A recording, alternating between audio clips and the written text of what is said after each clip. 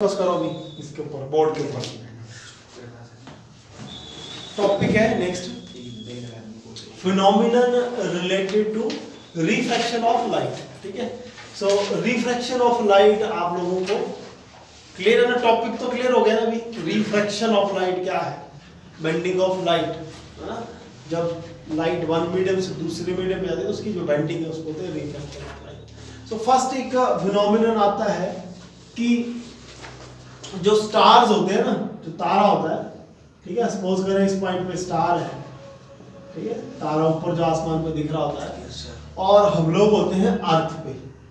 ये मान लो अर्थ है इधर, ठीक है, अर्थ। तो स्टार देखो, जो लेयर्स होती है ना वो कुछ इस तरह से होती है कि जमीन के नीचे डेंसिटी ज्यादा होती है। इधर जो लेयर होगी डेंसिटी ज्यादा होती है और विद हाइट डेंसिटी कम होती जाती है।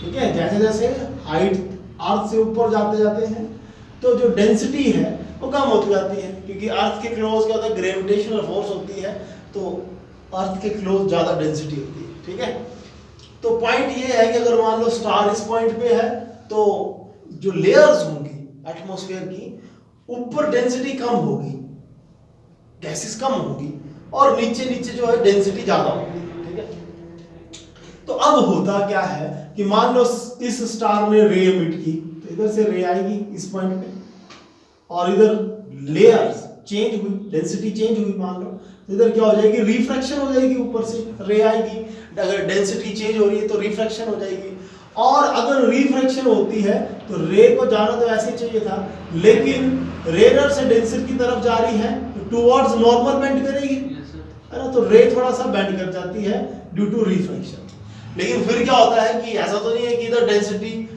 चेंज हुई तो इधर आके फिर से चेंज होगी, ऐसे चेंज चला ही जाता है नीचे का। इधर आके फिर से चेंज हुई तो फिर से इस पॉइंट पर रिफ्रैक्शन फेस करेगी ये रे ऑफ लाइट, और थोड़ा और बेंड करेगी। आ रही बात समझ?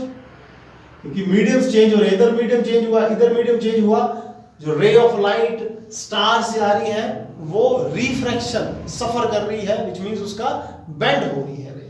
अब क्या होगा, फिर से इस पॉइंट पर रिफ्रैक्शन फेस करेगी, रे ऑफ लाइट इस तरह से आएगी, फाइनल इस पॉइंट पर आकर फिर से रिफ्रैक्शन फेस करेगी, रे ऑफ लाइट इस तरह से आएगी, और फिर इस तरह से नीचे आएगी। तो अब होगा क्या, जो इस पॉइंट पर था, इधर आदमी खड़ा हुआ है, उसको क्या लगेगा, उसको ये लगेगा कि रे ऑफ लाइट, देखो तो उसके लिए तो नजरों का धोखा हो गया ना, उसको तो ऐसा दिखेगा कि अच्छा ये रे ऑफ लाइट इधर जैसे से आ रही है।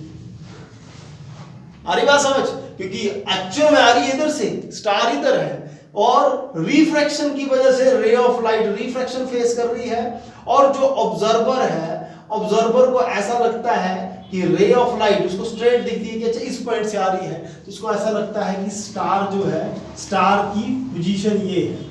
ठीक है, उसको लगता है कि स्टार इस पॉइंट पे है, तो स्टार जो है उसकी जो एक्चुअल पोजीशन है वो अलग होती है, और जो हम लोगों को दिखती है वो अलग होती है। और ऐसा क्यों होता है?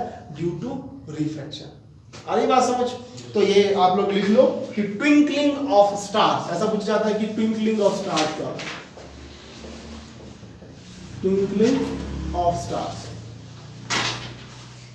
तो अभी क्या होता है देखना, अभी एक और बात सुनना, अभी एक और बात सुनना। इसमें ट्विंकल का मतलब क्या होता है? जगमग करना। ठीक है, तो क्वेश्चन ये आता है कि व्हाई स्टार्स ट्विंकल, या ट्विंकलिंग ऑफ स्टार्स एक्सप्लेन करें। तो आप लोग क्या करते हो, फिर से रिपीट कर रहा हूं, स्टार इधर था, रे इधर आई, रिफ्रैक्शन फेस की, क्योंकि एटमॉस्फेयर जो है अर्थ का, उसका डेंसिटी अलग अलग है। अर्थ के क्लोज डेंसिटी ज्यादा है, और विद हाइट डेंसिटी डिक्रीज करती है। ठीक है, तो रिफ्रैक्शन फेस कर रहा है, लाइटर से रेयर और मीडियम की तरफ आ रहा है, तो रे ऑफ लाइट जैसे रिफ्रैक्शन फेस करके जो ऑब्जर्वर अर्थ पे होता है उसको ऐसा लगता है कि स्टार इस साइड से लाइट आ रही है कहीं से, तो उसको लगता है कि इधर कोई स्टार होगा। लेकिन अर्थ का एटमॉस्फेयर आपको पता है कि ये चेंजिंग है, ऐसा नहीं कि फिक्स्ड नहीं है। इसकी डेंसिटी, कोई अगर मान लो हवा चल पड़ी तो डेंसिटी चेंज हो जाएगी, कोई लेयर ऊपर चली गई, कोई नीचे चली गई। तो अभी ऐसा नहीं कि स्टार हमेशा ऐसे दिखेगा, थोड़ी देर का स्टार हो सकता है इधर दिखना स्टार्ट हो जाए, फिर इधर दिखना स्टार्ट हो जाए, फिर इधर जैसे दिखना स्टार्ट हो जाए।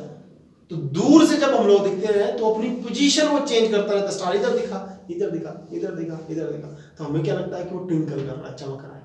लग रहा है पता ट्विंकलिंग ऑफ स्टार क्यों हो रहा है? Twinkling of star is due to the refraction of light. 1 marks का क्वेश्चन पूछा जा सकता है कि व्हाई स्टार्स ट्विंकल, ऑप्शन दिए होंगे, तो due to refraction of light. Clear है बातें? सो लिख लो इसको, ट्विंकलिंग ऑफ स्टार्स लिख लो, बस ये लिखना नीचे। Twinkling of stars is due to refraction of light. बाकी आप लोगों को बुक से कर लोगे ना स्टडी, बुक से पढ़ लेना ना, ऐसे ज्यादा अच्छे से और ज्यादा। जो मैंने बातें बोली वही लिखनी है कि लिखवाऊं, टाइम लग जाना वाला तो कुछ नहीं है ना। फिर सेकंड इस पे आता है जो आपका एक और लिख लो, सेकंड इसकी को फिनोमेना आता है, that is bending of an immersed portion of an object. Bending of an immersed portion of object। तो दूसरा जो फिनोमिनन है रिफ्रैक्शन ऑफ लाइट का, याद रखेंगे 1-1, 2-2 मार्क्स के पूछे जाते हैं क्वेश्चंस। ये क्या बोल रहा है कि कोई अगर कंटेनर है जहाँ पे पानी है, ठीक है, पानी का मतलब क्या आ गया, 2 मीडियम आ गए, पानी के बाद एयर आ गई, इधर आपका वाटर है, मतलब रिफ्रैक्शन ही होगी। तो अगर इसके अंदर कोई मैं रोड डिप कर दूं, इस तरह से रोड मैंने इसके अंदर कोई डिप कर दी, ठीक है, immersed portion of an object, object क्या है, road is the object, immersed मतलब डुबाई हुई। तो मैंने ये मेरे पास रोड है ए और बी, इसको मैंने डुबाया हुआ है। तो अब आप लोगों का ऑब्जर्वर इधर है, तो ऑब्जर्वर के साथ क्या होता है कि जैसे सन रेज आई, इस पॉइंट से जो रे इमिट होगी ना इस तरह से, ठीक है, इधर से इसने इमिट किया अपने एक रे, और सपोज करो इधर जैसे से भी एक रे गई, उसने भी इमिट किया अपने आप को, तो इधर क्या होगा, मीडियम चेंज हो रहा है, वाटर से एयर की तरफ रे जाना चाह रही है। जब वाटर से एयर की तरफ रे जाना चाहेगी तो आप लोग एक नॉर्मल लोगे, और डेंसर टू रेयर जा रही है तो away from the normal, refraction away from the normal, इस तरफ चली गई। सेम वे से इधर भी क्या होगा, ये जो रे है इधर ये भी रिफ्रैक्शन फेस करेगी अवे फ्रॉम द नॉर्मल, ऐसे अवे फ्रॉम द नॉर्मल जाएगी, और मान लो ये इधर जैसे जाके कहीं पे मीट कर रही है, और इधर से ऑब्जर्वर देख रहा है, ठीक है, इधर से किसी की आंख है और वो देख रहा है। तो अभी जो देख रहा है उसके लिए देखना क्या होगा, उसको तो ऐसा लगेगा कि ये रे इधर से रिफ्रैक्शन फेस की, उसको तो लगेगा कि ये रे इधर जैसे से आई है, और सेम फेस उसको ये लगेगा ये इधर जैसे से आ रही है ना। तो उसको ये ऑब्जेक्ट जो है ना वो छोटा लगना स्टार्ट हो जाएगा, टूटा हुआ या थोड़ा बैंड सा लगना स्टार्ट हो जाएगा, उसकी इमेज अलग सी लगना स्टार्ट हो जाएगी।